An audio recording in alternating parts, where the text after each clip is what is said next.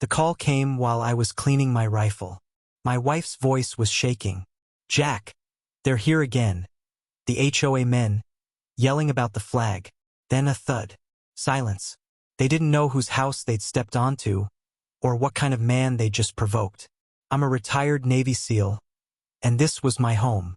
Morning sunlight spilled across the porch of a small brick house on the edge of a quiet neighborhood. The flag on the pole swayed gently in the breeze.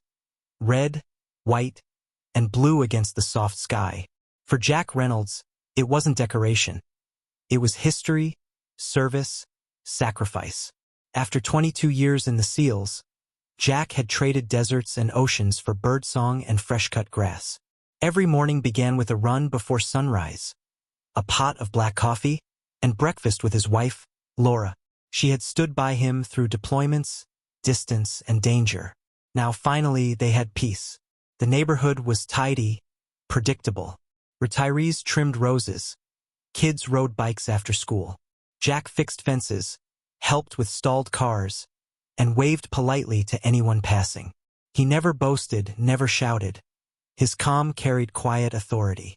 Their American flag fluttered near the porch swing. It was the same flag folded over his father's coffin, later refitted on a pole by his son. To them, it was a symbol of endurance. On weekends they sat together, coffee in hand, grateful for silence. But peace, Jack often said, is only temporary. It waits for someone to challenge it. And someone was about to. The first letter arrived in a crisp white envelope with a gold HOA emblem. Violation. Unauthorized exterior display. Laura laughed. "They can't mean the flag." "They do," Jack muttered, scanning the fine print. He drove to the HOA office the next day. Behind the desk sat Greg Hansen, the self-appointed president, a man who measured power in signatures and meeting minutes.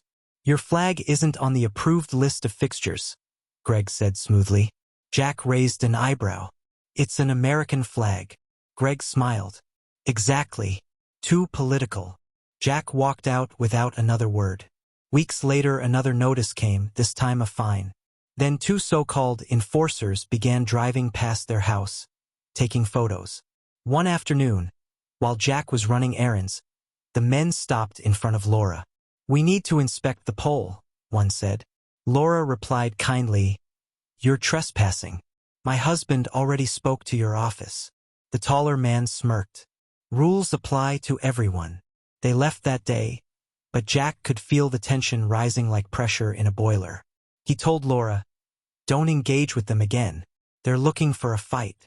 She nodded until the day the fight found her. It was late afternoon when the two HOA men returned. The sky was heavy with gray clouds, the wind restless. Laura was watering the flower beds when their black SUV rolled up. The taller one called out, "Ma'am, remove that flag or we'll remove it ourselves." She frowned. "You touch it, and you're breaking the law." He stepped closer. "Then sue us." When she pulled out her phone to record, he shoved it aside. The other man grabbed the pole to loosen the bolts. "Stop!" she shouted, reaching for it. He swung his arm. She lost her balance and fell onto the gravel. Neighbors froze on their porches, watching, not moving. Laura's hands trembled as she dialed. "Jack," she whispered. "They pushed me." On the other end, silence. Then his voice, low and steady. "Lock the door. I'll be there in 5.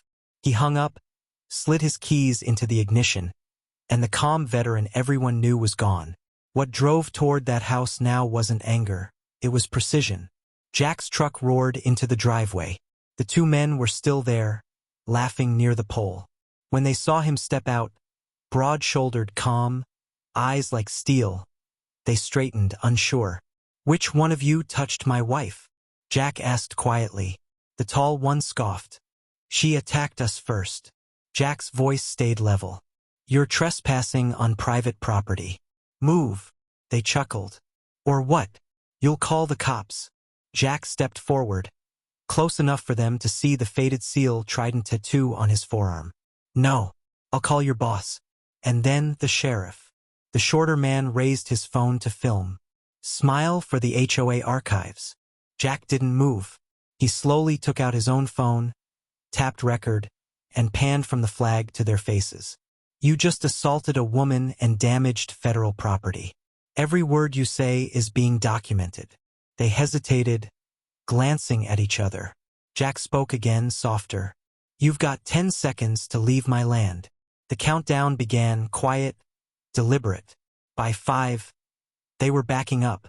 By 2, they were in the SUV. Jack filmed the plate, the bruises on Laura's arm, and the broken phone on the gravel. Then he called the sheriff.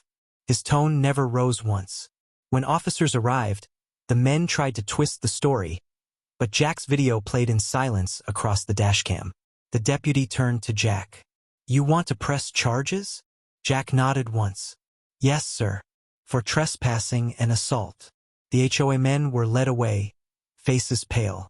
As the patrol car drove off, Jack knelt beside Laura, brushing the dust from her sleeve. You okay? She smiled weakly. I knew you'd come. He looked at the flag, still standing tall, and whispered, Not on my watch.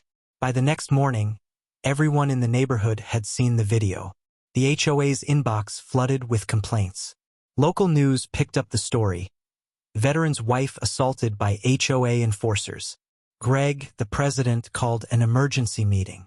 Cameras flashed as residents demanded answers. You let this happen, one neighbor shouted. Jack attended the meeting silently. When Greg tried to speak, Jack placed a folder on the table.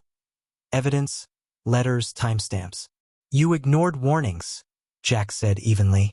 You sent men without authority onto my land. That's harassment, and it ends today. Greg's face drained of color. We can settle this privately. Jack's eyes didn't blink. No, publicly. By week's end, the HOA board resigned. The enforcers faced charges. The community voted to rewrite the association charter. A new clause was added. No homeowner shall be penalized for displaying the national flag. Laura healed quickly, though the bruise remained for a while. A small reminder of how fast peace can shatter. One evening, a group of veterans from the county stopped by, saluting as they left an engraved plaque. Respect is earned. Freedom is fought for. Jack thanked them quietly.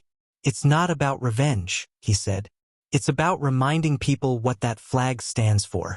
Months later, the sun rose over the same house, the flag fluttering stronger than ever. The new HOA president, a young woman named Sarah, knocked on the door with a peace offering, freshly baked pie and a promise that things would be different. Jack smiled. Good fences, good neighbors. The trail of tension faded from the neighborhood. Kids rode bikes again. Even Greg moved away quietly, his name now a cautionary tale whispered at meetings. For Jack, life returned to what it had been. A rhythm of calm mornings, runs through mist, and quiet coffee with Laura on the porch swing. Every now and then, passing cars slowed to glimpse the flag.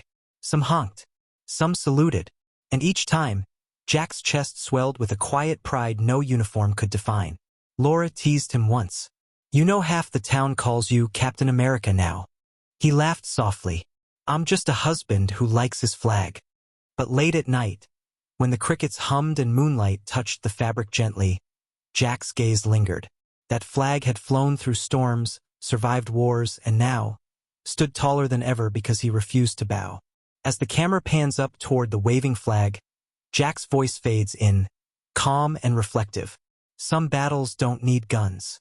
Just courage, patience, and the will to stand your ground. He glances at Laura, smiling. Peace isn't given. It's protected every single day. Fade to black with the faint flutter of the flag.